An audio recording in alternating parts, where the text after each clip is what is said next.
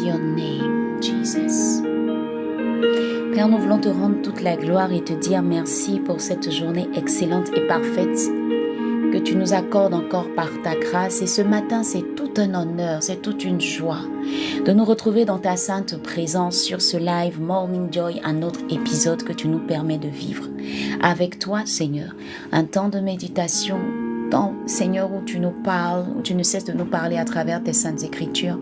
Et ce matin, Seigneur, nous voulons commencer ce live en disant tout simplement, gloire à ton saint nom, tu es digne d'être élevé, digne d'être magnifié, digne d'être exalté. Qui est comme toi, qui est comparable à toi? Seigneur, il n'y a personne qui soit comme toi, personne n'est trouvé bon comme toi, personne n'est trouvé parfait, fidèle, excellent et si merveilleux. Merci parce que tu nous rassembles ce matin et nous sommes venus dans ta présence méditer ce texte, Proverbe 10, verset 19. Qu'est-ce que tu as à nous dire ce matin? Qu'est-ce que tu as à nous montrer ce matin? Que veux-tu nous dire encore ce matin? Seigneur, que ton esprit soit présent sur ce live et bénis la vie de toutes ces personnes qui sont présentes en ce moment même, connectées, Père. Bénis la vie de toutes les personnes qui vont nous rejoindre. Merci Jésus, parce que nous savons que tu es déjà là. Avant même que, Seigneur, ce live ait été lancé, nous savons que tu étais déjà présent. Parce que tu nous précèdes toujours, toujours. Et c'est un rendez-vous, Seigneur, que nous t'avons donné, que nous te donnons chaque matin, du lundi au vendredi. Merci parce que tu es toujours là. Merci pour tout ce que tu fais, Seigneur, sur ce live. Merci pour les témoignages inbox. Merci pour les personnes qui sont bénies. Merci pour les vies qui sont restaurées. Pour les personnes, Seigneur, qui de plus en plus s'attachent à ta parole et voient l'importance de la méditation. Des personnes qui s'accrochent à toi et qui comprennent de plus en plus l'importance, Seigneur, de méditer tes saintes écritures et qui voient l'impact, Seigneur, que cela peut créer dans leur vie. Seigneur, tu connais toutes ces personnes mieux que moi-même et elles sont venues avec, Seigneur, assurément des sujets de prière. Elles sont venues assurément, Seigneur, avec un désir profond. Elles sont venues, Seigneur, avec des questions qu'elles aimeraient bien, dont elles aimeraient bien avoir les réponses.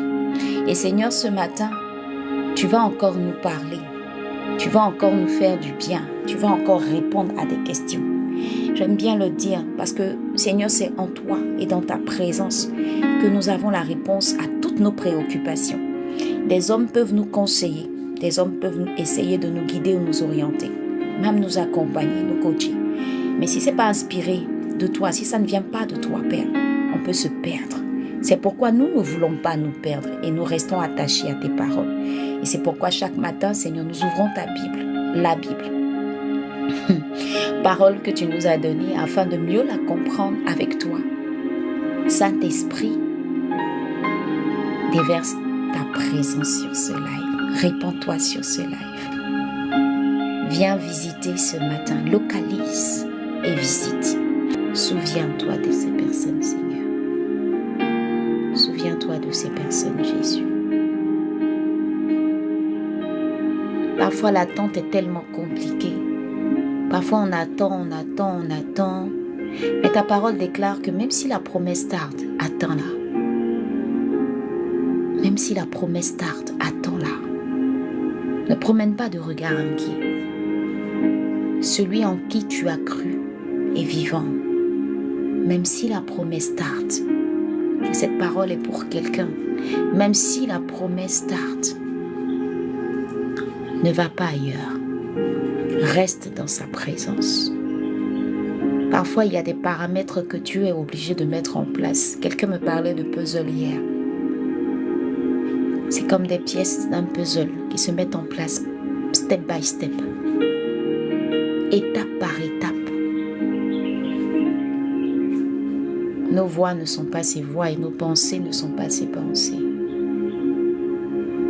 Donc, quel que soit ce que tu attends, si la promesse tarde, attends-la patiemment dans la prière, patiemment dans la méditation de sa parole, patiemment dans l'adoration, patiemment dans ses enseignements, patiemment dans la contemplation de qui il est. Jésus, il ne faillit jamais. Il ne faillit jamais. Alléluia, alléluia. Qu'est-ce que j'aime ta présence, Seigneur. Alors, peu importe le verdict médical, peu importe ce qui se passe actuellement dans ta vie, peu importe les portes qui sont fermées, peu importe la solitude dans laquelle tu es, peu importe le fait que tu ne sois pas encore marié, peu importe le fait que tu n'aies pas encore trouvé de travail, peu importe qu'il y ait tellement de difficultés sur le plan financier te concernant, tu ne sais même pas où mettre de la tête, peu importe toutes ces choses, peu importe les mésententes dans ton couple, peu importe les challenges, les défis, sois sûr d'une chose, ton Dieu ne faillira jamais. Ton Dieu ne faillira jamais, jamais. C'est pas peut-être, c'est pas on dirait que, c'est pas c'est-à-dire que je te dis, jamais, never. Never, never, never, never, never. Voilà, donc, si tu ne me connais pas, je suis Nadie. Pourquoi Ezer? Ça veut dire aide. C'est aide ou secours en hébreu, tu vois. Et donc, nous disons que nous sommes une solution. Nous disons que nous sommes une aide. La Bible déclare en Genèse 2, verset 18, « Il n'est pas bon que l'homme soit seul. Je lui ferai une aide semblable à lui. » Et nous disons que ce n'est pas uniquement être une aide semblable pour nos époux, mais c'est également être une source de bénédiction, une solution, un appui, un réconfort, une aide pour toutes ces personnes que Dieu place autour de nous. Tu vois. Et moi, mon appel, ma mission de vie, c'est aider toutes ces personnes qui sont des aides à véritablement manifester cette source de bénédiction que Dieu dit qu'elles sont. Tu comprends? Quand Dieu a pensé à nous femmes, il a pensé à nous en tant qu'aide. Il a pensé à nous en tant qu'aide. C'est notre véritable identité. La raison pour laquelle il a fait entrer Ève dans la vie de Adam, c'était parce qu'il voulait apporter une aide à Adam. C'est ça notre rôle premier. Tu comprends? Et voilà pourquoi ça va de soi que la Bible nous demande aussi d'être soumise. Parce que quand tu viens aider une personne, tu ne viens pas commander la personne. Non, tu viens au contraire être une personne qui va venir l'accompagner, le pousser, le booster, le conduire, l'aider. En réalité, j'aime bien dire ça. Nous sommes les chouchous de papa. Parce que papa sait que sans nous, femme, oh, réjouis-toi ce matin. Dis yes dans les commentaires. C'est-à-dire que sans toi, ma très chère, la chouchou des chouchous, sans toi, que tu sois marié ou pas, faut acclamer le Seigneur pour ta vie, tu es femme. C'est-à-dire que sans toi, la chouchou, il y a un homme qui ne peut pas se retrouver quelque part. Ah, tu vois, il te cherche grave. Il dit, mais elle est où? Elle est où? Celle qui est os de mes os, chair de ma chair, où est-ce qu'elle est? Je la cherche. Oh, il va ici, il va là, il va à gauche, il va à droite, il tourne en rond comme ça parce que t'es pas là. Parce que t'es pas là. Il te cherche comme ça, désespérément. Il y en a même là, ils savent le mettre de la tête. Ils tombent sur la première venue, c'est pas elle. Ils tombent sur la deuxième venue, c'est pas elle. Et puis ils font exactement comme Adam. Les hommes, je me moque pas de vous, hein. Mais aujourd'hui, là, ça va pardonner. Laissez-nous, nous-mêmes, on va se faire plaisir. C'est une grâce d'avoir une femme. La Bible dit que la femme est un don. Et le bonheur. Aïe, aïe, aïe, aïe, aïe, femme. Faut te réjouir ce matin. Réjouis-toi. Tu comprends? Tu comprends? Quand tu comprends qui tu es. Il y a quelqu'un qui s'appelle Trésor sur le live là. Tu as tout compris même. Tu es un trésor. Tu es un trésor. Ne l'oublie jamais. Tu es un trésor. Tu es un trésor. Ne l'oublie jamais. La chouchou des chouchous. C'est-à-dire il finit de faire tout le monde comme ça. Puis il dit, mais attends. Adam s'en va. Nommer les animaux. Il nomme. Il voit serpent. Il dit serpent. Il voit, comment on appelle ça? J'ai dit n'importe quoi. Il voit... pourquoi j'ai pensé à serpent en premier? Ces types-là. Il voit phacochère, il dit phacochère. Il voit girafe, il dit girafe. Maintenant, il repart vers le père et puis il dit, ah papa, je ne l'ai pas trouvé. Je ne l'ai pas trouvé. Ça fait mal, je ne l'ai pas trouvé. La chouchou des chouchous n'était pas là. Plein d'animaux qui étaient là. Tu pouvais causer eux. animaux de compagnie. Tu pourrais causer eux. Il y en a même là, mais il y a lion dedans même. Pas là, les causer lion, c'est pas pareil. Tu es spécial. Je vais méditer, hein. Mais je sais pas, cette parole est pour quelqu'un. S'il te plaît, prends-toi au sérieux. Tu n'es pas n'importe qui. Tu es une Ézère. Tu vois. Et quand il se retrouve comme ça au milieu des animaux, il dit, mais c'est pas possible. Les animaux là sont là, mais il me manque quelque chose. Il me manque quelque chose. C'est comme ça. Ton homme là, il est quelque part, il est là, il voit plein de femmes autour, il voit plein d'hommes autour, son travail, ses activités, il y a l'argent, il y a maison, il y a voiture, il y a tout ce que tu veux. Mais il sent qu'il y a quelque chose, qui n'est pas là. Il sent qu'il y a... Oh, il y a quelque chose qui ne va pas. Et puis il est là comme ça, et puis il dit, ah, vraiment. Il dit, papa, je ne l'ai pas trouvé. Hey, tu m'as envoyé, j'ai nommé les animaux là, mais il n'y a personne qui est comme moi. Il n'y a personne qui me ressemble. Il n'y a personne. Ensuite, il continue comme ça. Et puis maintenant, la chouchou des chouchous apparaît. Avant même qu'elle n'apparaisse, même là, il a fallu qu'on le fasse dormir. Adam a dormi où? On dit profond sommeil. Profond sommeil. Adam était dans un profond sommeil. Et pendant ce temps, la Bible dit que Dieu est en train de former Ève à partir de lui-même. C'est pourquoi ne cherche pas trop la personne qui t'est prédestinée là. Quand tu vas la voir, tu vas la reconnaître. Parce que c'est une partie de toi. Et on est tellement impatient, on est tellement pressé qu'on cherche des parties. C'est-à-dire que peut-être il y a des gens même qui sont en couple là. Tu es en couple avec la partie de quelqu'un. Tu es en couple avec le corps de quelqu'un. C'est de ça aussi qu'il s'agit. Tellement on est pressé. Ne te presse pas. Il a pris l'intérieur, la côte. Puis il a formé Ève. Vous ne vous êtes pas posé cette question-là. Pourquoi est-ce que papa n'a pas cherché à créer Ève comme il avait créé Adam? Il n'a pas formé Ève de la même manière. Elle a été prise de la côte de l'homme, de son intérieur. Tu comprends? Ce qui est pour toi là, quand tu vois, tu sais. On n'a même pas besoin de te demander pardon. Le problème, et je dis ça toujours, ça s'est passé où? C'est papa qui a géré.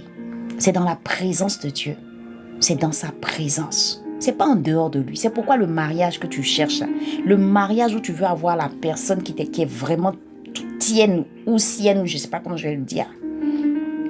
C'est dans la présence de papa. C'est dans l'intimité de papa que ça se passe. Ça s'est pas passé devant les animaux. Ça s'est pas passé devant toute la création. C'était papa, Adam et Ève. C'était que les trois. Et c'était dans son intimité. Dans l'intimité, Adam et son père. Tu comprends? Et puis il fait maintenant l'opération. Il la forme à partir de lui. Et en ce temps-là, Adam avait cette nature de Dieu. Tu comprends?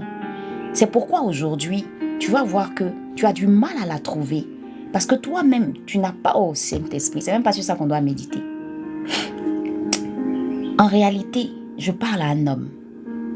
Tu sais, ta véritable nature en Christ là, c'est ce qui va te permettre de reconnaître celle qui est vraiment de toi. Adam, en ce temps-là, dis-moi, quel péché il avait commis? La nature divine la nature divine était à son paroxysme, si je peux dire ça comme ça. Est-ce que tu comprends ce que je suis en train de t'expliquer? Je suis en train de te dire que les déformations d'après là, c'est ce qui fait que tu as du mal aujourd'hui à trouver celle qui est pour toi. Aujourd'hui, la vie t'a rendu amer. La vie t'a rendu orgueilleux. La vie t'a rendu tellement imbu de ta personne. C'est-à-dire, tu ne sais plus aimer. Tu es devenu méchant. Tu as un intérieur qui est complètement brisé, cassé. Mais comment est-ce que tu vas pouvoir aimer une femme quand tu as un intérieur qui est comme ça? Ce sera difficile. Je parle à un homme. Ce sera difficile. Donc reviens à ta nature en Christ. Reviens, dépouille-toi du vieil homme. On a parlé de ça hier. Et reviens à ta nature divine. Et puis maintenant, laisse Dieu façonner la personne qui est pour toi. Et tu la verras. Donc tu comprends que Adam, en ce temps-là, Dieu prend son intérieur et il façonne Ève. Et quand il ouvre les yeux, Dieu n'a pas dit un mot. Ah, ça, quand mon pasteur a sorti cette révélation-là, j'ai dit, my God. Dieu n'a pas parlé. Dieu n'a pas parlé. Il a juste amené Ève à Adam. Mais il n'a pas prononcé un mot. Il n'a pas dit, mon fils bien-aimé Adam, je te présente celle que j'ai choisie pour toi. Il n'a pas parlé. Parce que tout avait été déjà fait. À l'intérieur de toi, vit celle qui est pour toi. Et tu la reconnaîtras si tu restes dans la présence de Dieu. Si tu continues de grandir spirituellement. Si tu cherches à te parfaire dans la parole de Dieu. Tu laisses ta parole te transformer. Et quand le Père estimera que tu es prêt, il amènera cette femme à tes yeux. Et quand tu la verras, tu sauras que c'est elle. Pourquoi les couples ne durent pas? Pourquoi les couples échouent? Voici l'une des raisons qui est là. On prend nous-mêmes nos propres décisions. On prend des chemins égarés. On s'éloigne de Dieu. On fait des choix et après on se plaint. Chrétiens, ne vivons pas comme les païens. Nous sommes dans ce monde, mais nous ne sommes pas de ce monde. La Bible est claire. C'est Dieu qui a tout fait. Le mariage, là, ce n'est pas un homme qui a crié. C'est Dieu qui a institué le mariage. Et il sait pourquoi il a fait les choses comme ça. Former de l'intérieur de l'homme. Ça veut dire beaucoup de choses. Travaille ton intérieur. Homme, travaille ton intérieur. Afin de ressembler à Christ. Et c'est seulement à ce niveau-là que tu pourras respecter cette parole qui dit « Marie, aimez vos femmes comme Christ a aimé l'Église. » Un homme ne pourra pas aimer une femme comme Christ a aimé l'Église s'il n'a pas la nature de Christ en lui. Donc ce travail, il est à faire. Ce n'est pas que les femmes. Il y a l'homme et il y a la femme. Cette femme-là, elle te reconnaîtra. Cette femme-là, elle te sera soumise. Mais regarde, c'est toi qui joues le premier rôle. C'est ton amour, l'amour que tu as pour elle, qui va la casser au point de te la rendre soumise. Sinon, chacune connaît son rôle. Chaque femme sait ce qu'elle a à jouer comme rôle. Donc, Marie, cette parole est pour toi. Peut-être que tu ne comprenais pas jusque-là. Pourquoi est-ce que à chaque fois tu ne tombes pas sur les bonnes personnes? Commence par revenir à la maison d'abord. Tu t'es égaré, tu es allé loin. Commence à avoir une vie de prière. Commence à avoir une vie de méditation. Commence à chercher à ressembler à Christ.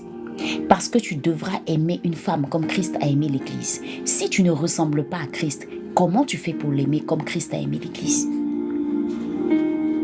De même, femme célibataire, travaille sur toi et cherche à connaître Christ afin qu'il puisse te casser, guérir tes blessures et faire de toi une femme, une véritable aide. Une véritable aide. Femme, pendant le célibat, on ne cherche pas les hommes à gauche, à droite. Pendant le célibat, on travaille sur soi afin que ton homme te reconnaisse quand il te verra. Le problème, ton homme te cherche. Vous êtes côte à côte, mais il te cherche parce qu'il ne te voit pas. Et tu sais pourquoi il ne te voit pas? Simplement parce que tu t'es laissé transformer. Tu es devenue orgueilleuse. Tu es remplie de blessures. Tu es dans ton coin. Tu rases les murs. Tu ne vas plus à l'église. Tu as démissionné de tellement de choses. Et là où il t'attendait, là où papa, c'est-à-dire que tu as enlevé même ta main de la main de papa. Parce que la Bible dit que c'est papa qui a amené Ève à Adam. Elle a créé le contact, la connexion. Tu vois, donc le fait que tu te sois déconnecté de papa, papa fait comment pour prendre ta main pour t'emmener vers ton homme? Ton homme est déjà prêt sûrement. Ton homme est sûrement prêt, il est en train de soupirer, il te cherche partout. Mais il ne te voit pas parce que tu n'es pas là où tu dois être. Tu n'es pas là. Tu es ailleurs, tu es en train de te promener à gauche, à droite, en train de chercher mari des gens. C'est pas pour toi. Pour toi est là, pour toi prie, pour toi pleure, pour toi jeûne, pour toi te cherche. C'est très difficile pour un homme de ne pas avoir la bonne femme. C'est très difficile pour un homme d'être avec une femme et de se rendre compte après que c'est pas la bonne qu'on a eue. C'est très difficile pour un homme. Et c'est très difficile pour un homme de prendre une décision. De dire, ok, je prends cette femme, je la marie.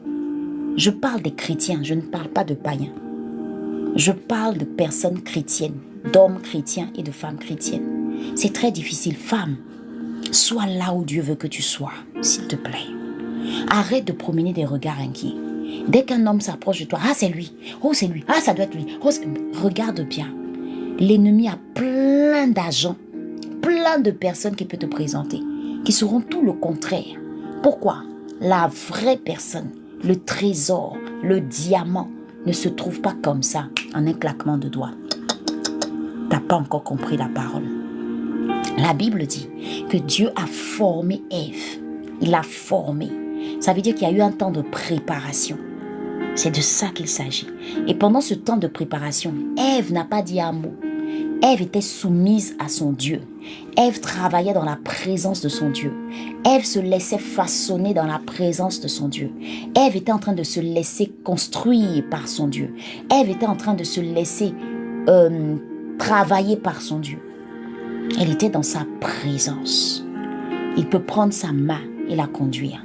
Mais si toi, tu es dans l'alcool, tu es dans la drogue, tu es dans l'adultère avec le mari des gens, tu es dans l'impudicité, tu vas à gauche et à droite avec plusieurs hommes. Comment papa fait pour prendre ta main et pour t'amener vers ton homme? Il fait ça comment? Donc reviens à la maison. Que chacun revienne à la maison. Et c'est quand chacun va revenir à la maison, véritablement revenir à la maison, demeurer à la maison, être à la maison, à ce moment-là, les yeux de ton homme vont s'ouvrir sur toi. Il te verra. Toi aussi, tu le reconnaîtras. Il a dit, oh, cette fois-ci, comme pour dire, j'ai regardé tellement, j'ai vu tellement de femmes. Il y a des hommes comme ça qui cherchent encore leur moitié. Ils ont vu plein de femmes, ils ont connu plein de femmes, ils ont regardé, mais ils sentent que c'est pas encore elles. Il y en a qui se sont mariés très vite, il y en a qui ont pris les choses rapidement. Et arrivé à un moment, ils sentent que quand ils regardent leurs épouses, ils disent non, c'est pas elle. Mais il va faire comment? Il a déjà marié, la famille est dedans. C'est quelque chose qui ne s'explique pas. Quand tu la vois, tu sais. Ça ne s'explique pas. Maintenant, le problème, c'est que tu peux la voir, puis ne pas savoir que c'est elle. Mais c'est dans la prière que Dieu va ouvrir tes yeux. Dieu va ouvrir tes yeux. Dieu va te parler, il va ouvrir tes yeux. C'est même pas un prophète qui va te montrer, c'est pas une sœur en Christ qui va te montrer, c'est pas un... Dieu lui-même est capable de te montrer la personne.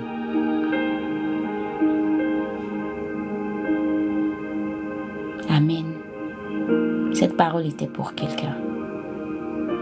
Sois là où Dieu veut que tu sois, s'il te plaît. Tu es trop allé à gauche, à droite, c'est bon, faut t'asseoir. Assieds-toi un peu. Assieds-toi un peu. À force de chercher, à force de vouloir se marier forcément, on se met dans des dispositions où on est tous passés par là. On va sur des mauvaises personnes qui détruisent nos vies. Tu n'as pas besoin de ça. Dieu sait ce qui est bon pour toi. Papa sait ce qui est bon pour toi. Il y a des personnes, quand tu les rencontres, tu sais que c'est la bonne. Il y a des personnes, tu n'as pas besoin de chercher à gauche, à droite. Ne cherche pas, c'est l'homme qui est censé chercher. C'est pas toi. Toi, tu es censé être trouvé. C'est pourquoi la Bible dit, un homme qui a trouvé une femme, qui trouve une femme, c'est toi qu'on trouve. C'est pas toi la femme qui cherche. Tu comprends? N'inverse pas les rôles. C'est l'homme qui cherche. Et toi, tu te laisses trouver. C'est tout. Parce que lui, Dieu a déjà déposé ça en lui. Il a déjà déposé dans son esprit celle qui est pour lui. Et donc quand il va la voir, il va la reconnaître. Il a déjà déposé ça dans son esprit. Donc pourquoi tu cherches comme ça? Pourquoi est-ce que tu es tout le temps en train de croire qu'il faut forcément que tu sois avec quelqu'un? Je dois être avec quelqu'un. Je dois être que ça devienne une phobie. Faut que je me marie. Faut que je me marie. Faut que je me marie. Le frère même qui vient, bonjour. Ah, c'est lui. Tu t'accroches comme ça. Tu deviens dépendante affective. Ne m'abandonne pas. Ne me laisse pas. C'est pas lui.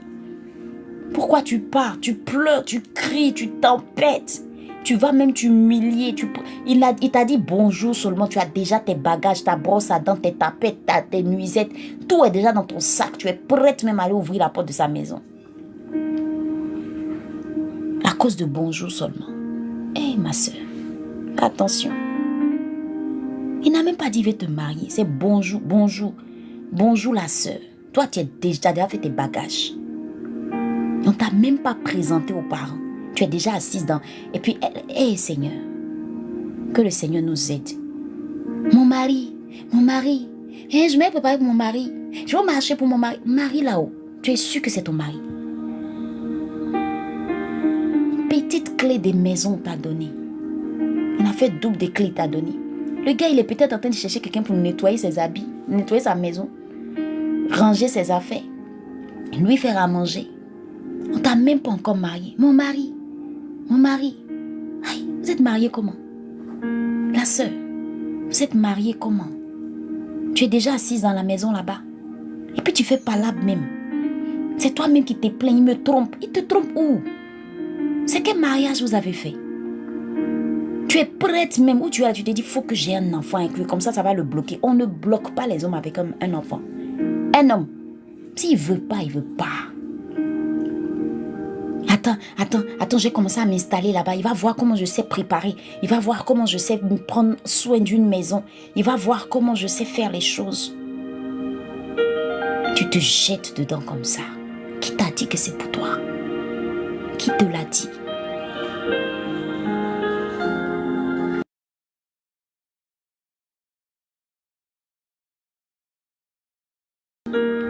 Qui te l'a dit? Simple bonjour. Petit resto, il t'a invité là. C'est peut-être ses économies même il a pris pour t'inviter. Tu as déjà vu ton mari. Tu es assise pour toi, tu es assise dans ton foyer. Et quand maintenant il rencontre la femme qu'il l'aime vraiment, on dit prends tes bagages, il faut sortir. Tu dis il est mauvais, il est méchant, il n'est pas bien, il est ceci, il est cela. Mais allons à la base. C'est trop facile d'accuser les hommes. Allons à la source. Ça s'est passé comment? Et il y en a après, il y a des hommes qui ne se gênent pas. Après, ils disent, mais est-ce que moi-même, là, il t'ai dit que toi, là, il était marié? Il y en a qui te balancent ça comme ça à la figure. Mais tu as cherché, ma soeur. Ma soeur, tu as cherché. Et puis quand on dit, il faut partir, là, tu veux, t'es pas là pourquoi? Ses parents ne te connaissent pas. C'est peut-être sa soeur qui t'a vu une ou deux fois. Ma belle. Elle-même était regarde comme ça. Puis elle dit, hey, elle a quoi? Qu'est-ce qu'elle a? Femme qui a défilé comme ça dans la maison de mon frère là. Toi tu es là, ma belle. Tu commences à faire des cadeaux. Tu commences à envoyer plein de choses. On t'a même pas encore marié. S'il te respecte tant, qui t'amène devant ses parents? S'il te respecte tant, qu'il aille jusqu'à la mairie. S'il te respecte tant, s'il veut vraiment faire de toi la femme de sa vie, mais qu'il t'épouse. Tu comprends? Mon mari là. C'est trop facile. Et ma soeur, il n'y a pas de garçon actuellement. Il y en a même qui me disent ça. M'en a dit, il n'y a pas de mari actuellement. Tu as gagné ton petit là. Faut qu'elle doucement. Donc ton qu'elle doucement, comme disent les Ivoiriens. Là. Tu as déjà pris tes bagages, tu es assise là-bas. Pour toi, tu es dans le foyer. Tu es en train de préparer. Tu te tues comme ça. Tu vas au marché. À cause de ça, même tu ne travailles pas. Non, attends. Hein. S'il veut travailler là, peut-être qu'il va me tromper. Attends, je vais m'asseoir à la maison. Tous les jours qu'il va venir là, je lui donne sa nourriture pour son ventre. Et je lui donne sa nourriture pour son bas-ventre. Tu te livres comme ça. Et Jésus. Oh, tu es en concurrence avec tellement de personnes. Lui, dans sa tête là-bas, il dit, mais bon, ok, si elle a envie de préparer pour moi, je n'ai pas de problème. Si elle a envie de nettoyer ma maison, moi, je n'ai pas de problème. Il a assis à ses amis. Quand il parle de toi, il se moque même de toi. Femme, Ne te presse pas à entrer dans le mariage. Laisse Dieu travailler ton intérieur. C'est ton homme qui est censé te chercher. Il va te trouver. Et puis ne t'inquiète même pas. Non, mon âge est avancé. Non, ceci est ceci. Ceci est cela. La pression de la famille. Mes petites sœurs sont mariées. Les gens sont mariés autour de moi. Je ne peux pas. Il faut que je me marie. Non, ne fais pas ça. On ne se marie pas par pression. On ne se marie pas parce que... Non, on se marie parce qu'on veut rendre un homme heureux. On se marie parce qu'on est prête à être soumise à un homme, à le respecter, à faire de sa vie une véritable source de bénédiction. Et tu es cette source de bénédiction. Un homme, quand tu lui parles, il dit « ma femme a parlé ». Un homme qui sait te reconnaître en toi, cette femme qui sait lui dire les choses comme il se doit. C'est-à-dire, il est là, il va quelque part. Il ne peut pas s'empêcher de t'appeler, même au travail. Il va t'appeler, allô, oui ma femme, il y a telle chose, je veux avoir ton avis. Il passe du temps, il t'explique même des choses qui se passent dans ses activités, même les plus personnelles. Parce qu'il reconnaît en toi la femme qui est sa source de bénédiction. Il y a des hommes, ils ne peuvent rien faire sans leur femme. Ce n'est pas qu'ils sont bassés ou quoi que ce soit, ça n'a rien à voir. C'est juste que cette femme-là,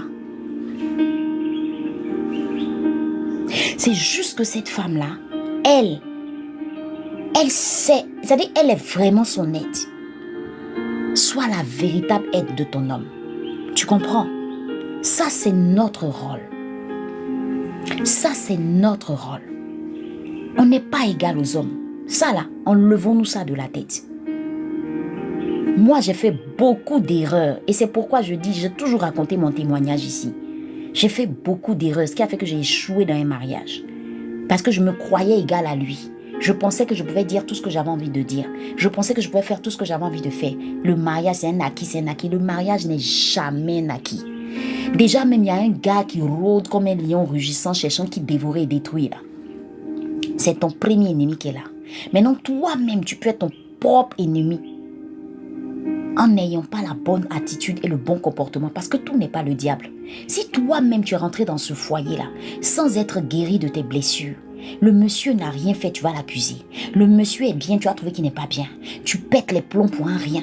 Tu pètes un câble pour un rien. Tu casses tout dans la maison parce que tu es trop fâché. Tu es frustrable comme ça. La moindre remarque, tu t'enflammes. La moindre parole, tu as pris ça à cœur comme ça. Même pour dire au revoir à ton mari, tu refuses. Il se lève, vous vous séparez comme ça la journée, le matin où on se lève ensemble, on prie là. Tu as gardé quelque chose dans ton cœur, tu te réveilles, tu te lèves, tu t'en vas à tes occupations. Tu laisses ton homme, pas de bonjour, pas de prière, rien du tout. Finalement, je ne sais pas si j'ai médité sur le passage du jour. Parce que le Saint-Esprit m'emmène quelque part, je me laisse juste conduire. Femmes, faisons attention. Faisons attention. Tout ce que vous entendez sur les réseaux sociaux, la télévision, je dis, nous là, notre guide, c'est la Bible. C'est pas autre chose. C'est la Bible. Toutes ces féministes qui parlent, ne rentrent pas dedans. Tu es Ézer. Tu es l'Ézer d'un homme. Travaille sur toi. Il va te reconnaître. Et parfois, je dis souvent, je taquine aussi. Je dis parfois, ton Adam dort encore. Comment tu vas le réveiller là? C'est quand papa estimera que tu es prêt. J'ai compris une chose aussi. En méditant sur Genèse 2:18, j'ai compris une chose. À quel moment papa a réveillé Adam? Est-ce que tu peux me dire? À quel moment il a réveillé Adam?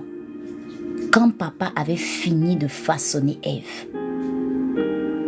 Quand papa a fini de façonner Ève, c'est à ce moment-là que Adam est sorti du profond sommeil.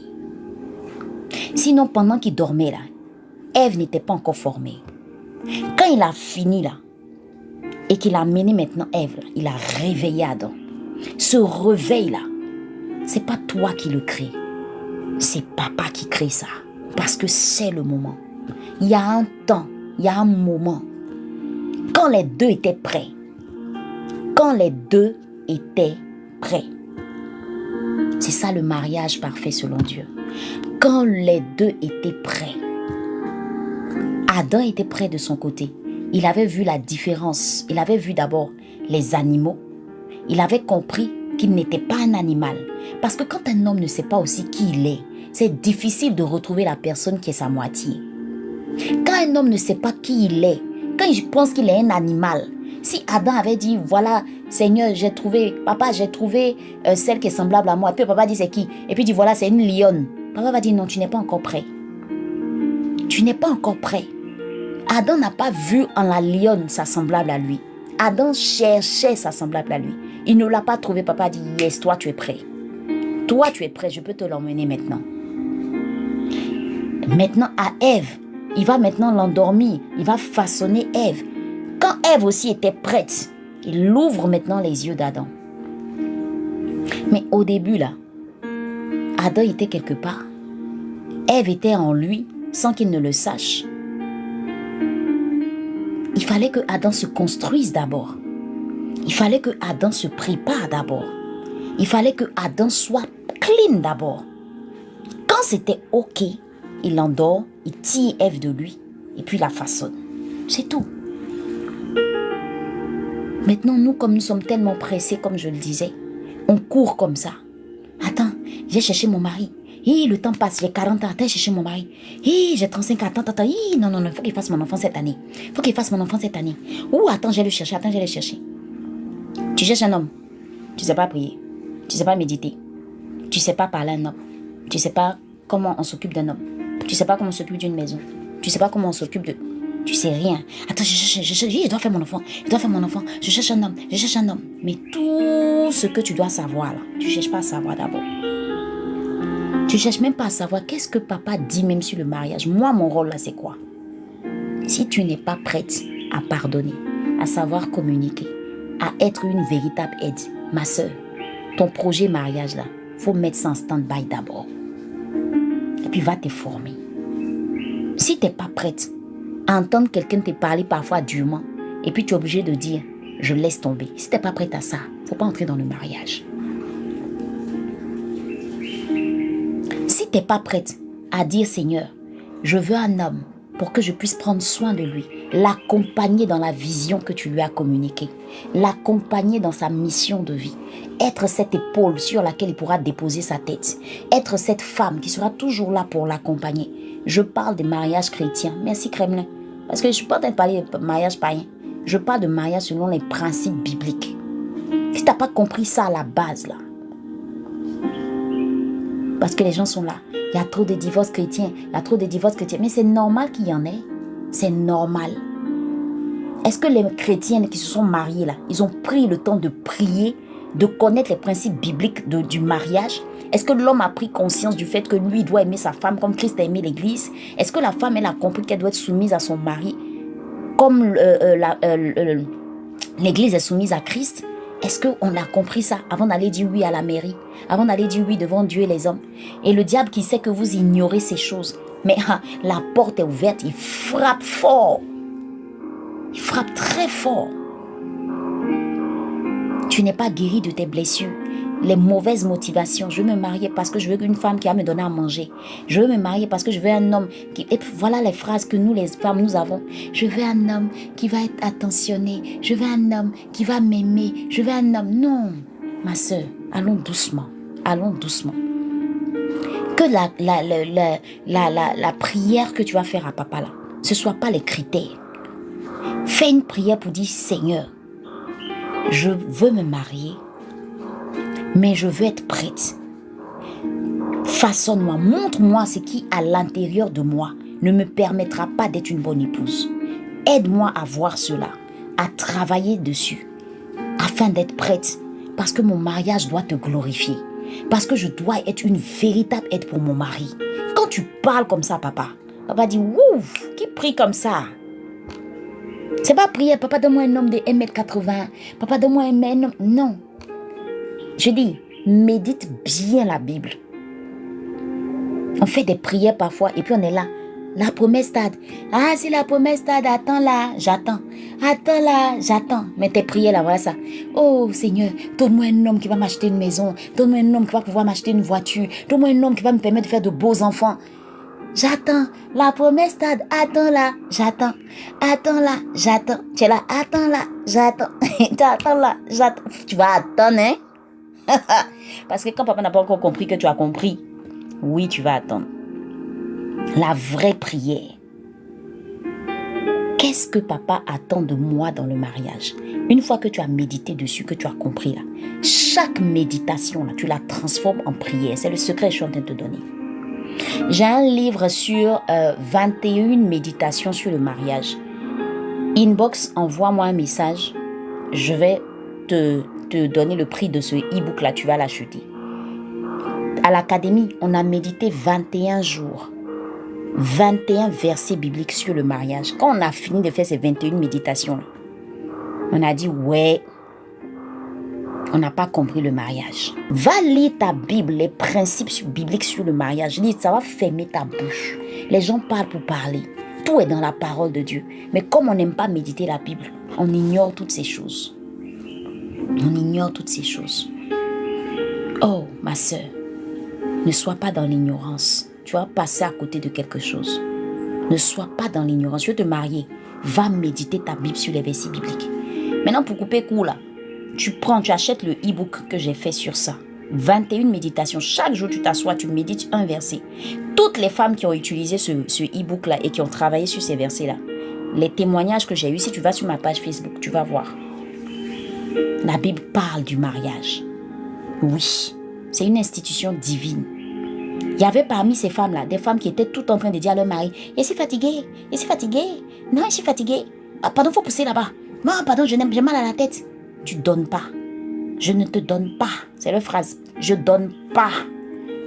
Puis ça va pas quelque part. Je donne pas. Faut pas donner. Faut pas donner. Faut t'asseoir, faut pas donner. Je donne pas. Il dit, quand on a médité sur le verset, il y a eu 3 versets comme ça sur lesquels on a médité sur l'affaire d'intimité sexuelle. Elles sont restées tranquilles. Tranquilles. Tranquilles. Peut-être tranquilles que j'ai dit là, mais tu ne sens pas bien. Elles sont restées tranquilles. Il y en a qui sont allés demander pardon à leur mari. Il y en a même qui ont pleuré. Hé, je fais du mal comme ça à mon mari. Hé, parce que ce jour-là, le Saint-Esprit a parlé. C'était en 2022, je pense. Ce jour-là, le Saint-Esprit a parlé. Elles se sont repenties, séance tenante. Et quand on a fini la méditation, je leur ai dit, la nuit là, allez demander pardon à vos maris là-bas. Il y a une même là, son mari avait commencé à ne même plus parler d'intimité avec elle. Et ça faisait 1 mois, ils étaient dedans. Il avait décidé de ne même plus lui demander quoi que ce soit. C'était dans ce palabre là qu'ils étaient. C'était dans ce palabre là qu'ils étaient. Il y a beaucoup de choses qu'on ignore. On parle pour parler. On écoute les gens à gauche, à droite. Tout est dans la Bible. Va lire ta Bible. Va méditer. Je n'ai pas dit lire, il faut méditer. Le Saint-Esprit va te parler. Réconciliation qu'il y a eu à cause de ce e-book là. J'ai rendu grâce à Dieu. Donc femme, arrête de croire que tu as tellement raison. Tu veux être l'épouse d'un homme. Va apprendre d'abord. Qu'est-ce que Dieu dit? Qu'est-ce que la Bible dit sur l'épouse?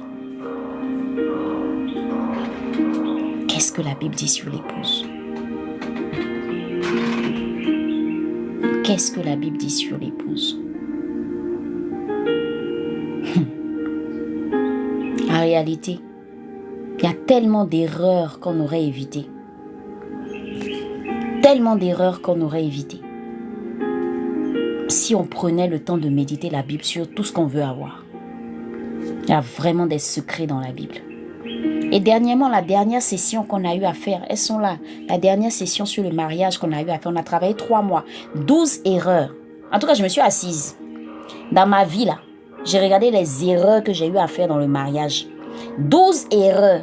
J'ai pris ça et transformé ça en formation. Par la grâce de Dieu. C'est pour ça que je te dis que ce que je fais plus de l'accompagnement, du mentoring. C'est plus un mentorat en fait. 12 erreurs, on a travaillé dessus. 12 erreurs pour réussir ton mariage. Erreur par erreur, chacune s'est retrouvée dedans. Dieu nous a parlé sur chaque erreur. Sur chaque erreur, Dieu nous a parlé. C'était moi mes erreurs. J'ai transformé ça en formation. Et quand je faisais la formation, moi-même j'ai dit à Dieu, ah papa, tu es sûr que ça là, ça va pouvoir les aider.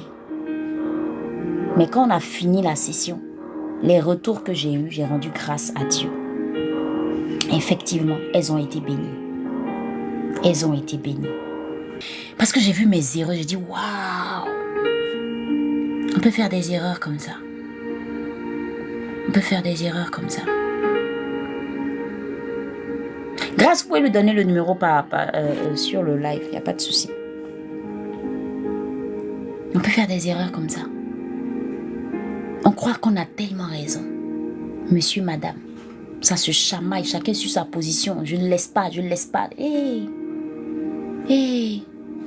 Les enfants qui en souffrent. Amen. Donc, s'il te plaît, moi, ma finalité, toujours sur ce live, je ne vais pas cesser de vous le dire. Ce que moi, je sais faire, c'est formation. Donc, tu te fais former et on t'aide. C'est tout. Et on t'accompagne. Amen.